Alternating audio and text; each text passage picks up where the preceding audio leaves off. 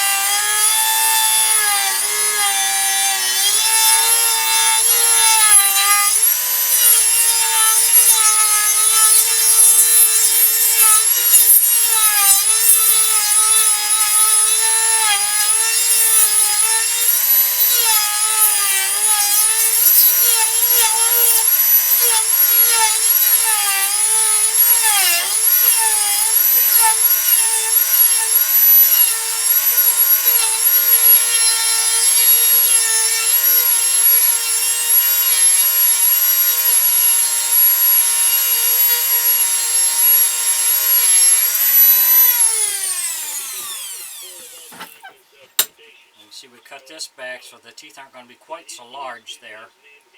So we're going to keep working on this and we'll come back with the next step. Thanks for watching.